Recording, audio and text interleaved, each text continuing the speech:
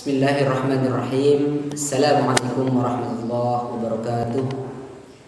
Alhamdulillahi wa sallallahu ala nabiyhi wa mustafahu Muhammadin wa alihi wa sahbihi wa muqri'il qur'ani ma'a muhibbihi wa ba'du. Santriwan santriwati yang dirahmati oleh Allah Subhanahu wa taala, insyaallah dalam kesempatan kali ini saya akan sedikit mengulang materi tentang nun mati dan tanwin. Ketika kita membaca Al-Quran, kita akan menjumpai banyak sekali hukum nun mati dan tanwin ketika bertemu dengan huruf hijaiyah. Ketika nun mati dan tanwin bertemu dengan huruf hijaiyah, maka akan terjadi beberapa hukum. Ada yang dibaca idhar, ada yang dibaca idgham, kemudian iqlab dan ikhfa. Oleh sebab itu, ketika nun mati ataupun tanwin bertemu dengan huruf hijaiyah, maka akan terdapat 4 macam hukum. Di antaranya yang pertama ada yang namanya idhar halqi, ya. Ada idhar syafawi, ada juga idhar halqi. Nah, yang pertama adalah nun mati ketika bertemu dengan huruf hijaiyah, maka hukum yang pertama adalah idhar halqi. Sebagaimana pengertiannya, bahwasannya secara bahasa idhar artinya jelas.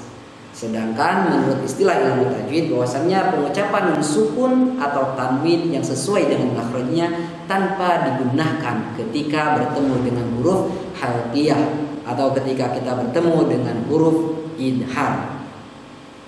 Ikhwa fillah rahimakumullah, santriwan santriwati Pondok Pesantren Al-Latifah yang dirahmati oleh Allah Subhanahu wa taala, sebagaimana kita tahu bahwasannya huruf idhar itu ada 6.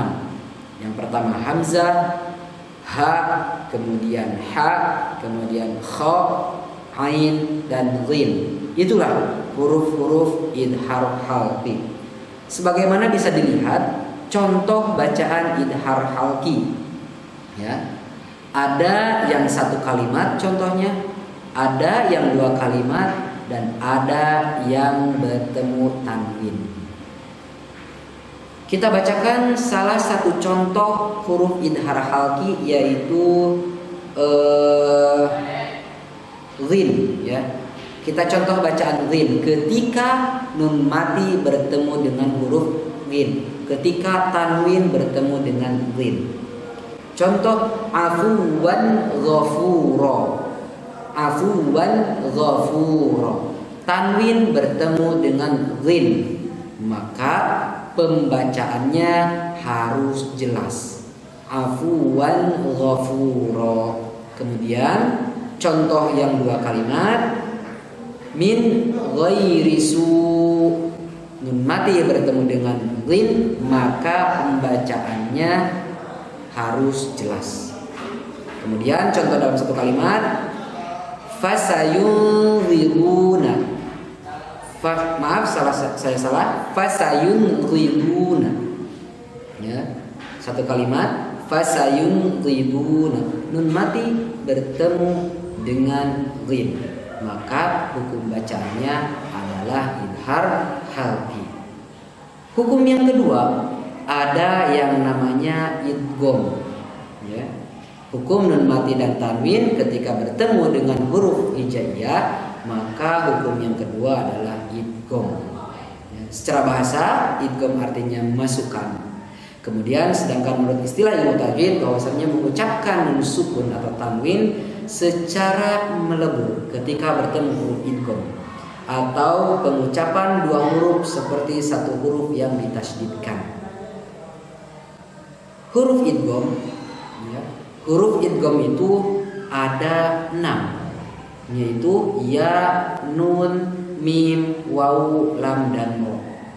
Sebagaimana kita ketahui bahwasannya idgham terbagi menjadi 2. Ada yang dinamakan dengan idgham ma'al gunnah atau idgham bi gunnah, yaitu memasukkan disertai dengan gunnah. Ada juga yang namanya idgham bila gunnah atau memasukkan tanpa disertai dengan gunnah. Kita harus bisa membedakan mana yang huruf termasuk idgham bi gunnah, mana yang termasuk huruf idgham bila gunnah. Di sini kita bisa lihat contoh dua bacaan. Contoh bacaan idgham bi gunnah dan contoh lagi bacaan idgham bila gunnah. Ya. Sebagaimana hurufnya yaitu idgham bi gunnah hurufnya ada 4, ya, nun, mim, waw. Kemudian idgham bila gunnah hurufnya ada 2 yaitu lam dan ro. Ya. Idgham bi gunnah ketika ya kita lihat contoh nomor 6 ya, mim. Nun mati bertemu dengan mim. Mim malin ya. Nun mati bertemu dengan mim seolah-olah nunnya hilang. Ya. Karena harus langsung masuk ke mim berikutnya.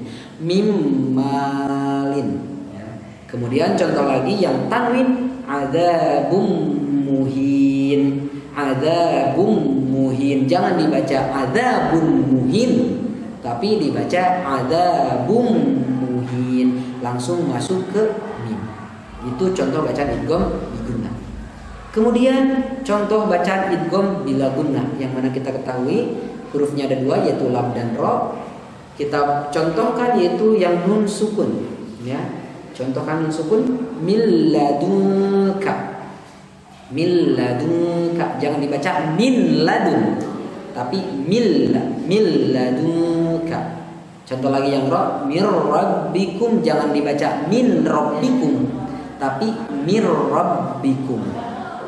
Contoh yang tanwin, khairul laka, jangan dibaca khairul laka, tapi khairul laka. Kemudian yang ro, ghafurur rahim, jangan dibaca ghafurun rahim, tapi ghafurur rahim. Santriwan santriwati yang dirahmati oleh Allah Subhanahu wa taala, untuk kesempatan kali ini saya mengulang 2 saja dari hukum bacaan nun mati dan tanwin, yaitu yang pertama ada idhar halqi, kemudian yang kedua ada idgham. Idgham dibagi 2, ada idgham gunnah dan idgham bila gunnah. Untuk bisa menguasai materi ini, alangkah lebih baiknya jika kita banyak praktek membaca Al-Quran. Oleh sebab itu, mudah-mudahan santriwan dan santriwati Pondok Pesantren Al-Latifah yang dirahmati oleh Allah Subhanahu wa taala, ketika kita sudah menguasai materi yang 2 ini, alangkah lebih baiknya jika kita banyak berpraktek membaca Al-Quran. Santriwan santriwati yang dirahmati oleh Allah Subhanahu wa taala, dari awal sampai akhir, jika ada penyampaian saya yang salah, saya mohon maaf yang sebesar-besarnya. Mudah-mudahan ini banyak bermanfaat, khususnya bagi saya pribadi dan umumnya bagi santriwan santriwati Pondok Pesantren Al-Latifah Mulia. Kurang lebihnya saya mohon maaf. Wabillahi taufiq wal hidayah. Wassalamualaikum warahmatullahi wabarakatuh.